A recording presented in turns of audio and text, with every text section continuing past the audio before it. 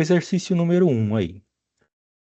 Vamos resolver esses exercícios de estrutura e cinética enzimática. Então, exercício número 1. Qual dos seguintes níveis de estrutura proteica é diretamente responsável pela formação do sítio ativo de uma enzima? Bom, para responder essa questão, né, como vocês já mencionaram anteriormente, vocês precisam saber estrutura de proteínas, né? Então, nós temos estrutura primária, que é somente a sequência de aminoácidos. Depois nós temos a estrutura secundária, que é a formação de folhas beta, alfa-hélices, enfim. A estrutura terciária já é, né, todas essas folhas betas e alfa-hélices já numa conformação funcional, né? E a estrutura quaternária são junções de estrutura terciária, né? Aqui nós já caracterizamos como uma enzima, tá? Se já nós tivermos uma estrutura terciária, nós já caracterizamos como uma enzima, né? Então, qual dos seguintes níveis de estrutura proteica é diretamente responsável pela formação do sítio ativo de uma enzima? Pessoal, se nós já temos uma enzima funcional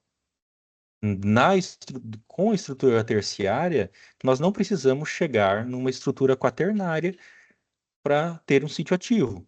A estrutura terciária, ela já pode ter um sítio ativo aí, tá? São enzimas menores, mas já tem um sítio ativo. Então a resposta aqui seria estrutura terciária, tá? Estrutura secundária, eles não têm sítio ativo, são só folhas beta ou alfa-hélices ou algumas outras coisas, só que bem separadas uma das outras, né?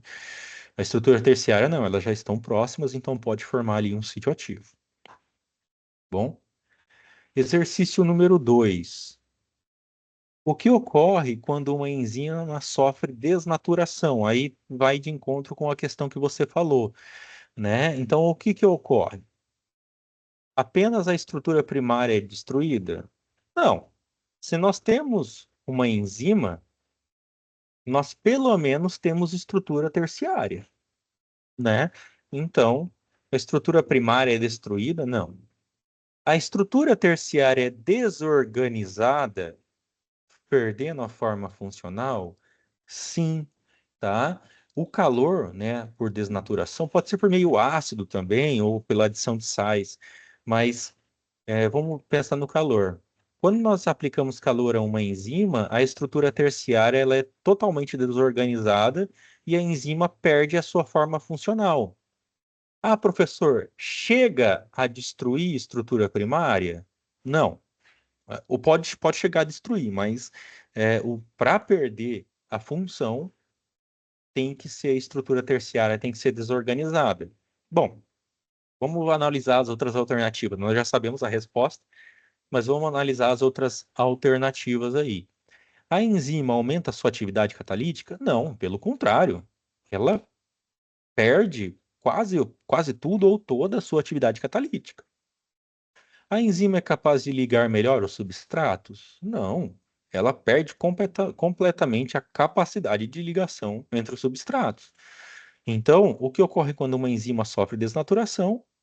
A estrutura terciária é desorganizada, perdendo a forma funcional dela. Exercício 3. Qual dos seguintes é um exemplo de ligação que estabiliza a estrutura terciária de uma enzima? Letra A. Ligações peptídicas. Ligações peptídicas estabilizam a estrutura primária, né? Então, nós temos um aminoácido se ligando com o outro por uma ligação peptídica. Então, não tem nada a ver com estrutura terciária, tem a ver com estrutura primária. Nós estamos falando aqui sobre estruturas terciárias. Ligações de hidrogênio. Opa, ligações de hidrogênio é uma boa proposta. Lembra que ligações de hidrogênio, quando vocês estudaram estruturas de proteínas, as ligações de hidrogênio que mantêm as estruturas terciárias e quaternárias de enzima, tá? Ligações fosfodiéster? Não, pessoal. Ligação fosfodiéster está relacionado com alguns tipos de proteínas e enzimas, mas não todos. Aqui nós estamos falando de basicamente todas. Ligações glicosídicas, não, né? Ligações glicosídicas, elas estão relacionadas com formação de polissacarídeos, né? Então não tem nada a ver com enzimas.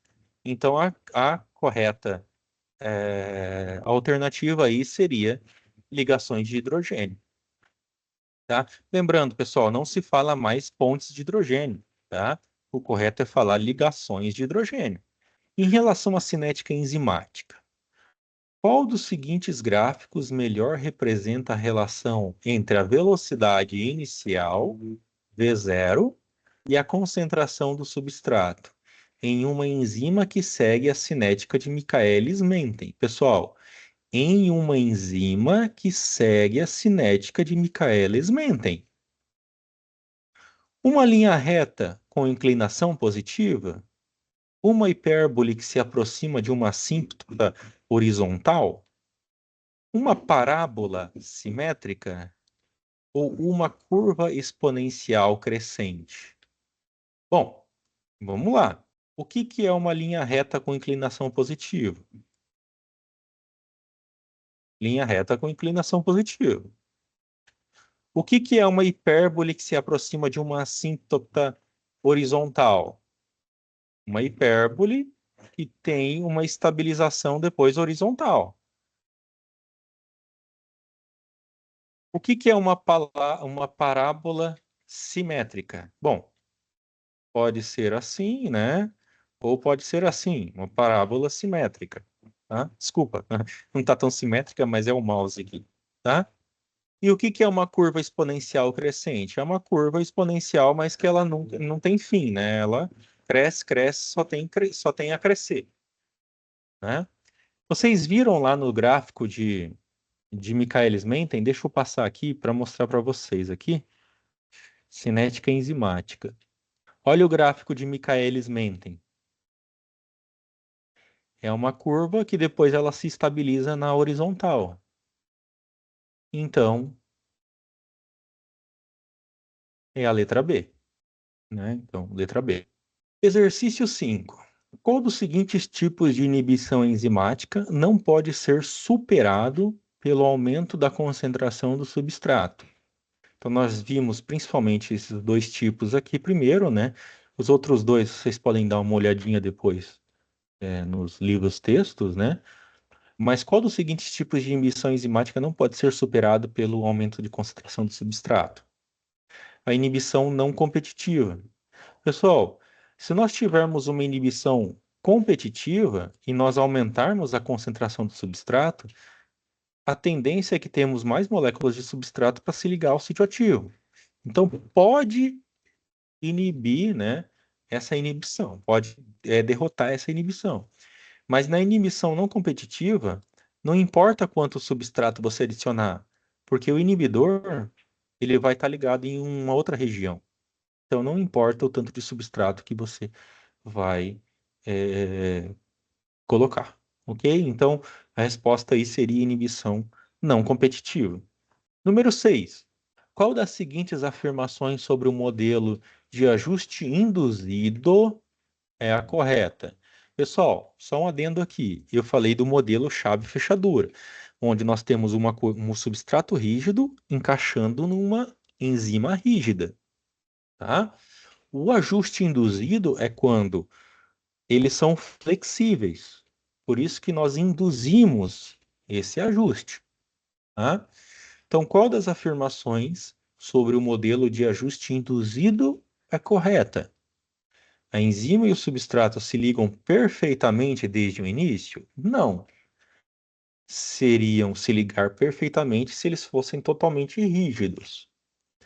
Letra B. A enzima sofre uma mudança conformacional ao se ligar ao substrato? Sim, se o substrato ele não se encaixa muito bem se a enzima fosse rígida, mas se a enzima mudar um pouquinho a conformação dela, o substrato pode se encaixar. Então, induziu a uma mudança conformacional. Isso se chama ajuste induzido ou encaixe induzido. Enfim, tá? Então, seria a letra B, né? Vocês podem ver aí pela imagem, né? A enzima aqui tinha um sítio ativo aberto. Depois que entrou o substrato, ela conseguiu agarrar esse substrato. Então, ela mudou a sua conformação para que o substrato entrasse. Então, nós chamamos isso de ajuste induzido. Exercício 7. Essa daqui é bem tranquila, né? Ó, enzimas que catalisam a transferência de grupos fosfato de moléculas de alta energia, como ATP, para substratos específicos são classificadas como liases, ligases, transferases ou hidrolases. Pessoal, a resposta está no próprio enunciado, ó. Catalisam a transferência de grupos, nesse caso, grupos fosfato. Se catalisam transferências, são as transferases, né? Então, ó, as transferases ali, ok? Catalisam a ligação ali do ATP. Exercício 8. Considerando a termodinâmica das reações enzimáticas, qual dos seguintes fatores é mais relevante na determinação da especificidade da enzima para o seu substrato? A energia livre de ativação, a energia livre padrão, potencial de redução do substrato, nós nem falamos sobre potencial de redução do substrato. Então, concentração de íons metálicos na solução, nós estamos falando de cofatores. Então, esquece. Então, considerando a termodinâmica das reações enzimáticas, qual dos fatores é mais relevante na determinação da especificidade da enzima para o seu substrato? A especificidade da enzima ela é determinada principalmente pela energia livre de ativação. Tá? O que que é energia livre de ativação? É a energia livre do uso da enzima na catálise dos reagentes dos substratos, né, dando os produtos. Então, termodinamicamente, o fator mais relevante é a energia de ativação.